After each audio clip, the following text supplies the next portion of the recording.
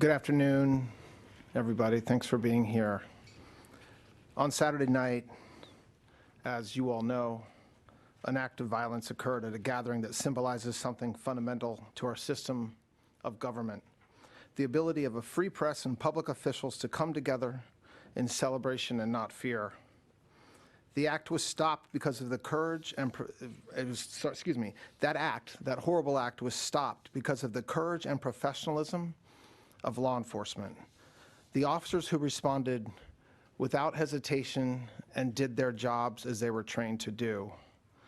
Secret Service agents promptly tackled and detained the suspect, Cole Thomas Allen. The president and all the protectees and participants at the dinner were safe. One brave officer was injured and is receiving care and has been released from the hospital. I want to make this clear. This man was a floor above the ballroom with hundreds of federal agents between him and the President of the United States. The Department of Justice approaches incidents like this with urgency and clarity of purpose. Violence has no place in civic life. It cannot and will not be used to disrupt democratic institutions or intimidate those who serve them, and it certainly cannot continue to be used against the President of the United States. We are investigating this matter fully. We will apply the law fairly, and we will ensure that accountability is swift and certain. But we also should recognize what did not happen. Law enforcement did not fail. They did exactly what they are trained to do. This was not an accident. It was the result, as we know now, of preparation. But the men and women who protected us that night were trained, professional, and had an enduring commitment to the rule of law. Today, the Department of Justice filed 3 federal charges in United States District Court against Cole Thomas Allen. The first count is attempted assassination of the President of the United States. This count is punishable by up to life in prison. The second count is interstate transportation of a firearm to commit a felony. This is punishable by up to 10 years in prison. And the third count is discharge of a firearm during a crime of violence, which is punishable by a mandatory minimum term of imprisonment of 10 years, a maximum of life, and the 10 years is consecutive to any other sentence imposed. Just to go through very quickly the timeline, which many of you in this room already know. The defendant, Allen, made a hotel reservation at the Washington Hilton for April 24th through April 26th. On April 21st of this year, he traveled by train from Los Angeles to Chicago, and then from Chicago to Washington, D.C. On April 24th, he arrived in Washington, D.C. at approximately 1 o'clock in the afternoon and checked into the Washington Hilton.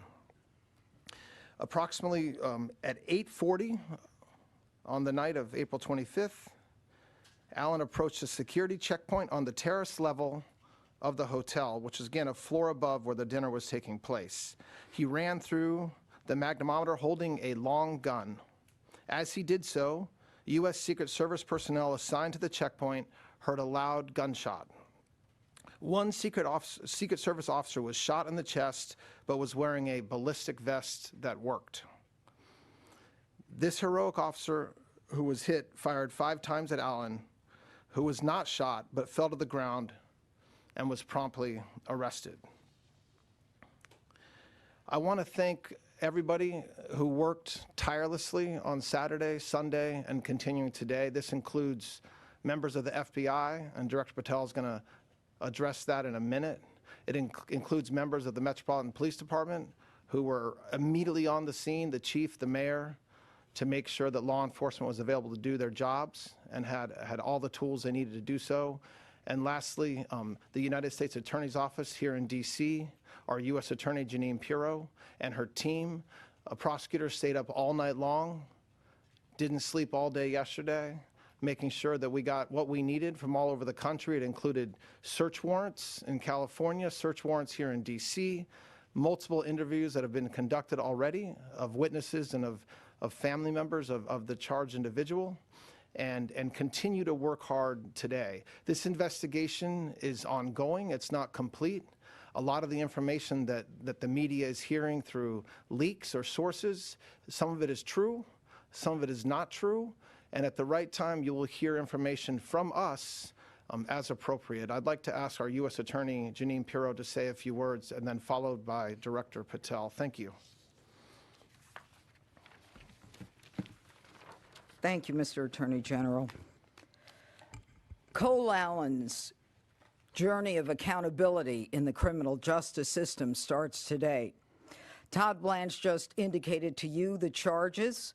Those charges are only 3 charges that are in the complaint that has been presented in federal district court about an hour ago.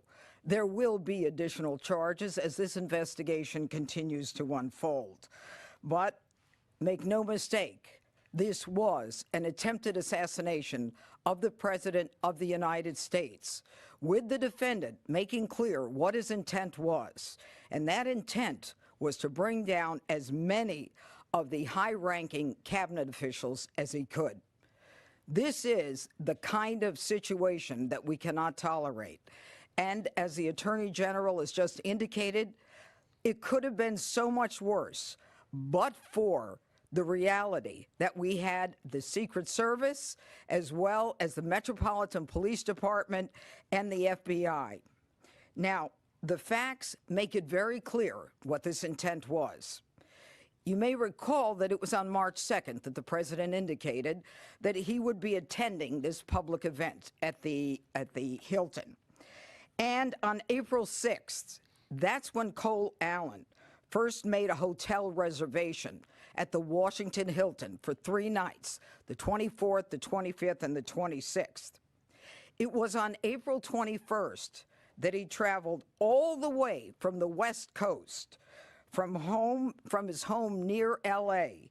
He gets to Chicago on April 23rd, and has been indicated he arrives in D.C. on the 24th, and he checks into the hotel at about 3 p.m. He stays overnight. He is very much aware that the president and the first lady entered the ballroom at 8 p.m. And it was at 8:40 that he made a decision to rush the ballroom. And thank goodness, law enforcement, the Secret Service, was able to prevent him from getting into that ballroom. He was not injured other than some kind of scrape on his knee. Now, as indicated, these are the weapons that the defendant had on his person. You can see that's a 12-gauge pump-action Mossberg shotgun. It's a .38 semi-automatic. He had at least 3 knives and all kinds of paraphernalia. So any suggestion that he wasn't there to do harm is absurd. We will prove when he purchased these guns. They were purchased in California. Why is that relevant? It is relevant because he crossed interstate lines with those firearms, and those are the firearms that he used on the night of the 25th, or attempted to use at the very least. Now, the manifesto also makes clear about his expected rules of engagement. You know, you can look at it and read it, and it may seem kind of la-la-la, but at the end, make no mistake, he says, I am targeting the administration officials. They are my targets, and I'm prioritizing from the top down, the highest ranking from the lowest. And I will not hesitate to get involved in any kind of encounter with anyone who blocks me from the president. Now, finally, let me say one thing. Within days of the president nominating me to be the United States Attorney for the District of Columbia, I was at the scene of a double homicide, where one Elias Rodriguez crossed state lines from Chicago with a firearm to commit a felony in the district. He's now indicted for the murder of 2 individuals, Laron Lashinsky and Sarah Milgram, here in Washington. Not long after that, another individual, Ramanullah Lachenwall, crossed state lines, again with a firearm, with intent to commit a felony here in Washington. He traveled from the state of Washington. He is now indicted with the murder of Sarah Beckstrom, a National Guardsman, and the attempted murder of National Guard Andrew Wolf. Today, we have Cole Allen, another individual, charged with crossing state lines coming from California with a firearm with the intent to commit a felony here in the district. Let this be a message to anyone who thinks that Washington, D.C. is the place to act out political violence. And if you are willing to do so with a firearm and cross state lines, we will find you. We will track your steps from the inception of your plan, and we will prosecute you to the fullest extent of the law. Washington, D.C. is not the place to travel to commit acts of violence. The Constitution and the laws of the United States permit us to register our views through our voices and our votes. What they don't permit is making your views known through violence, especially violence directed at the President of the United States. This is anti-democratic at its core. Thank you, Judge. Excuse me. Thank you, General. This one hits a little differently.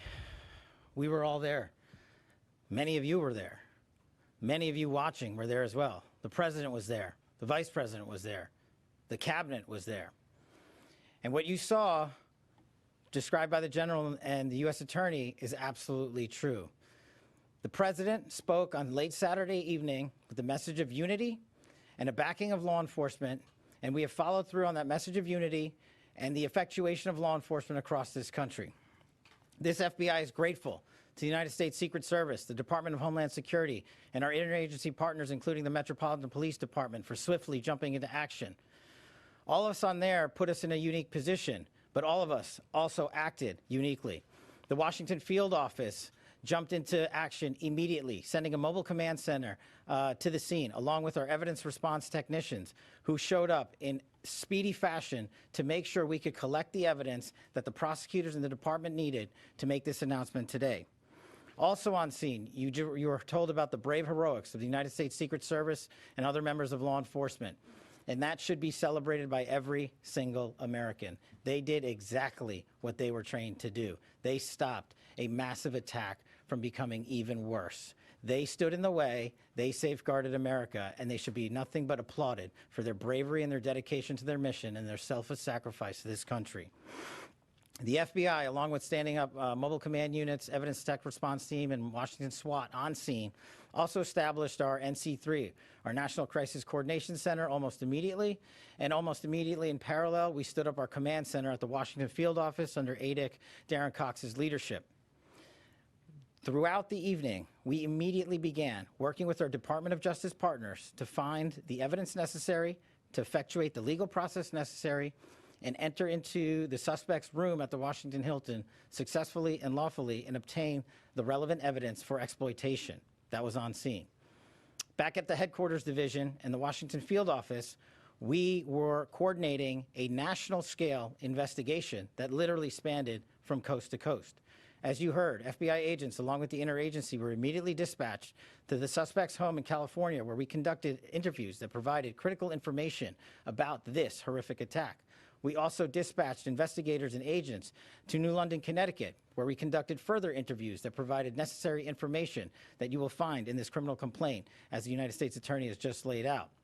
While officers were working diligently through the night to conduct those interviews, we were also conducting interviews of witnesses on scene. Those interviews are ongoing. As you know, there was almost 2,000 people there. We are sifting through and prioritizing who to talk to, and we will get to each and every one of you with any bit of relevant information. Again, we ask everybody who has any relevant information, like I did on Saturday night with the President, 1-800-CALL-FBI. Any piece of information is information we want to have and must receive. On top of the on-scene response by this FBI, the headquarters response, and the Washington field office response, the FBI flipped on its enterprise-wide response to this critical incident. What does that mean? We dispatched fixed-wing assets across the country so that we could immediately transport evidence that was acquired in California and Connecticut and sent it to our laboratories in Quantico for analysis. We collected the shell casings on scene, including the firearms and the weapons that the judge talked about. Those were also sent to our Quantico laboratories for immediate analysis. America should be proud that this FBI acted with the urgency that was needed for the moment that we had to answer. The president rightly said that we will act in a unified fashion, and it's because of President Trump's leadership and backing of the blue, every single person in law enforcement that I stood with into late evening hours on Saturday, early evening hours on Sunday, and all day yesterday and today are thrilled to wear the badge and defend this country. Each and every one of them deserves our thanks, and I encourage everyone listening to go out there and shake the hand of a federal agent or police officer and say thank you for doing their job. Thank you for training endlessly to make sure they meet the mission requirements. And for me, as the director of the FBI, I want to thank our headquarters components for working diligently with our prosecutors and make sure that the American public knows it's not just federal agents that do this work. It's our intelligence analysts, our support staff, our laboratories, our fixed-wing assets, our critical incident response groups, our hostage rescue teams. Agents sprung into action, got out of bed, and haven't slept since. These prosecutors haven't slept since, and I promise you they're not going to be sleeping. They are going to give you every piece of evidence. As the journal said, we will make public, when appropriate, to protect the integrity of this investigation, to make sure that due process is served, and we will meet the highest standards of the Constitution as we always do. And that is when we will continue to disclose information. I know the public has a yearning for information, but just remind yourself of how much information you have already received, how transparent this administration has been. In less than 48 hours, you know almost every single thing we know. And what we have not told you yet, we will tell you in short order. So once again, from me, as director of the FBI, I want to thank the interagency. I want to thank the United States Secret Service and their director, Mark Wayne Mullen, the Secretary of Homeland Security, the Attorney General of the United States Attorney Piero, and Ada Cox for springing into action on a night that should have been celebrating free speech, but we will be doing it again shortly, as the President said, and we look forward to seeing you all there. Pierre. Two questions, please. Beyond the evidence in what the judge described as the manifesto, what other evidence can you point to that tells us that the president was the primary target of the suspect? So we're a day and a half into the investigation. As we talked about earlier, we were able to get multiple devices from various locations, the hotel room and also his where he lived in California. We have started that process. There's nothing more that would be appropriate to share at this time until we have thoroughly gone through it, which we're doing, and we'll share that information as appropriate in the future. Second question, go ahead. Beyond the assassination attempts against President Trump, you had someone try to burn down the mansion where the governor lives in Pennsylvania. You had those state lawmakers attacked in Minnesota. You had 2 Israeli embassy staff members murdered in the city here. You had the Charlie Kirk assassination. You had the National Guardsman killed in the city. Can you, each of you, describe the current threat environment and what DOJ's stance is about it? Well, you just described the current threat environment pretty accurately, which is that the political violence and rhetoric has got to stop. And that's something President Trump said right after the incident on Saturday night. It's something that Carolyn Leavitt talked about a couple hours ago. It is something that is, when you have a president who and many people in this room, if we're going to be honest about it, has done it as well. They're just as guilty as a lot of people on X. When you have reporters, when you have media just being overly critical and calling the president horrible names for no reason and without evidence, without proof, it shouldn't surprise us that this type of rhetoric takes place. If you look at what it appears that this defendant had in his past, we're talking about somebody who is college educated, who has a job, who is otherwise living his life, and we'll find out more about him, as I expect, in the coming days and weeks. But he chose to do what he did, and so our threat environment is we are ready. I mean, I'm not going to go through what Director Patel just talked about with the way we responded, but this was something that we will always be prepared for, and it's sad that it has to happen, but it's not a new thing, unfortunately. Have you been able to determine whether the gunman fired shots? If so, how many shots he fired, and who exactly, whose bullet hit the agent? want to get that right. So we're still looking at that. It appears, and I don't want to overstate because we are still looking at this, that there were five shots that law enforcement fired. We have all the evidence is being examined very carefully and expeditiously, and we'll know more soon. We do believe that, as the complaint lays out, that the suspect, that the defendant fired it out of his shotgun, and we know that happened. But as far as getting into exacting ballistics, I'm not going to do that today because it's still being looked at and finalized. Thank you for taking my question. You personally have called for a construction of this ballroom at the White House. The president has called for this as well. Today, the National Trust president put out a statement, says that they're grateful that everybody's okay, but, and I quote, "We are not planning to voluntarily dismiss our lawsuit, which endangers no one, and which respectfully ask the administration to follow the law. Ballroom construction is continuing unabated until June 5th at the earliest because the injunction is on hold." Where does the Justice Department go from here? And then I have a follow-up on that. Well, we filed a motion today asking the court to do what the plaintiffs refused to do. We absolutely believe that there is no better example of why this ballroom is necessary, aside from all the very positive things the ballroom will bring to this country and to Washington, D.C., than what happened on Saturday night. You guys, many of you all were there. That's one of the only places in D.C. that you can hold an event like that due to its size and the structure of what we need. So we're basically stuck at this point in the city with having an event like that at a hotel, so underneath a ton of hotel rooms. And so the fact that we, aside from the fact that the ballroom is spectacular, it's going to be beautiful, it's going to make this country look great every time it's used, it's also a meaningful safety issue. And so I very much wish that the plaintiffs and their counsel would take a different view, but if they don't, we are going to continue to fight in court like we have been, and hopefully the judges at the D.C. Circuit Court will do the right thing. Are you aware of... Not you, the red. Thank you. Are you investigating connections that Cole Allen allegedly had to left-wing groups? I think one is called the Wide Awakes, reportedly. Yes. Of course we're investigating that. Now you. Are you aware of his video game development past, including a potential shooter-style RPG game? I've seen the news reports that talk about that. I think that the positive and negatives of this type of case is that there's a lot of people investigating this man right now, including the FBI. But the only investigations that truly matter in the court of law are the ones that Director Patel and his men and women are doing. So we'll wait for them to do that and get an answer. Just really quick, do you know anything about his alleged Christian past, Christian faith past?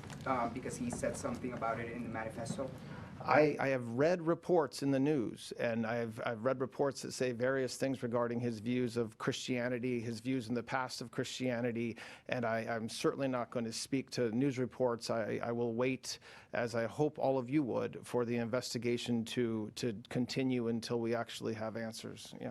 Just a little technical question. You mentioned that you guys, so far, you think that Allen fired at least one shot.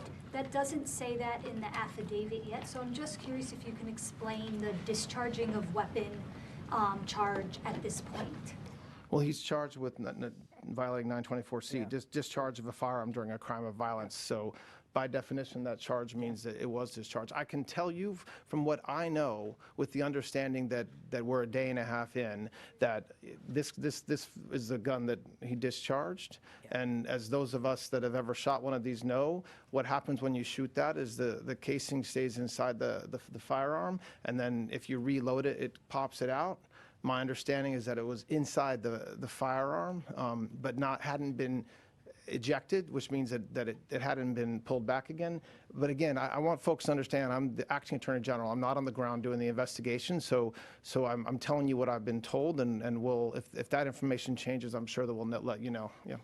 Just want to ask you about this letter that you posted yesterday that's sent from Brett Shumate to the plaintiffs in that lawsuit. It says that the Washington Hilton is, quote, demonstrably unsafe for the President of the United States. It said that with the ballroom, that Trump will no longer need to venture beyond the safety of the White House perimeter.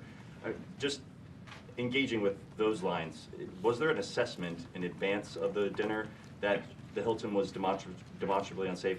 And if so, why was President Trump allowed to attend it?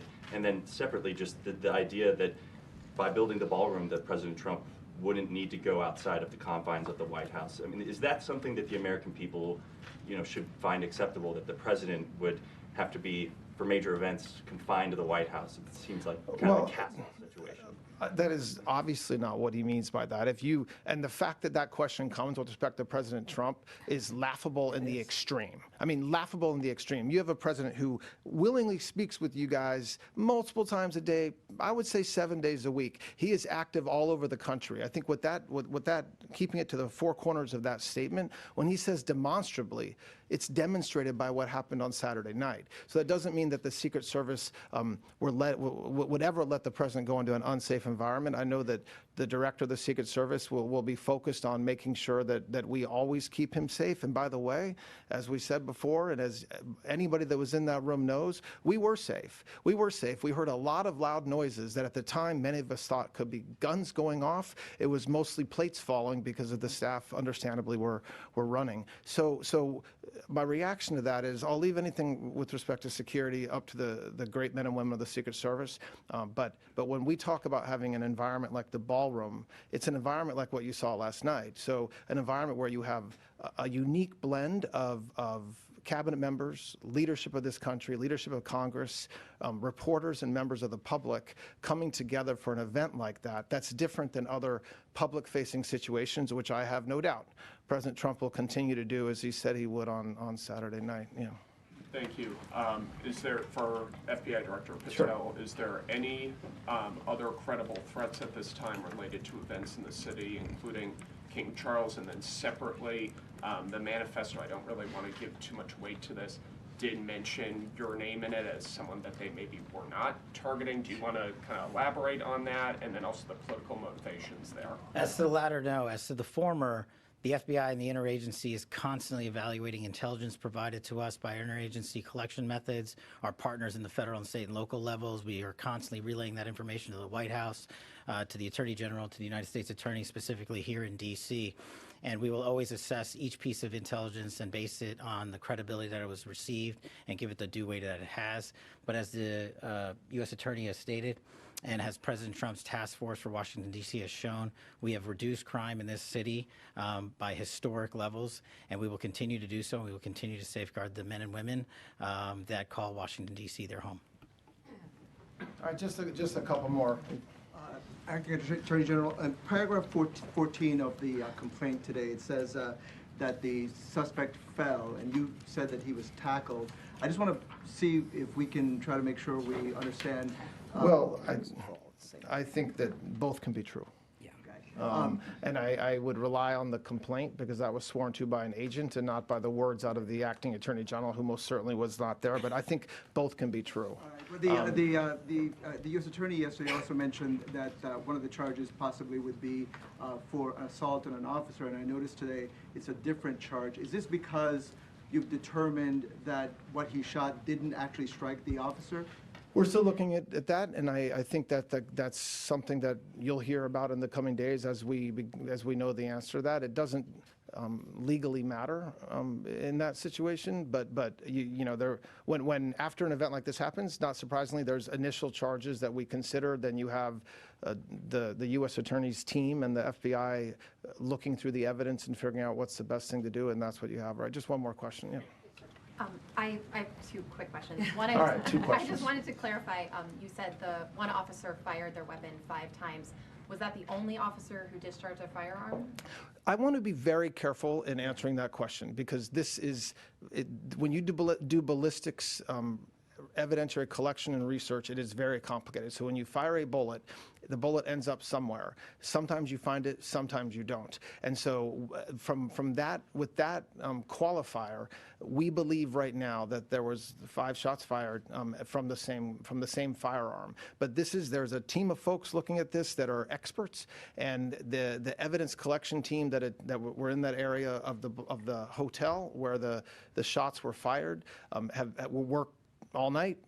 They have the evidence they collected, but it's not an exact science from the standpoint that, for example, the buckshot, when that shot, it scatters everywhere. Sometimes it just disappears, actually, depending on where it hits. So you don't have to, hopefully with that qualifier, that's where we are right now. Question about the timeline, sir. Hold on. I just wanted to ask what law enforcement has learned about why he was targeting President Trump. Do you guys believe he was upset about a certain policy or decision by the president? The complaint lays out what I think is described as a manifesto, which is something that he allegedly sent to many folks, his family. That's what we have so far as his motivation. As the U.S. Attorney said a few minutes ago, what is clear from the complaint and from what we have so far is he was targeting President Trump.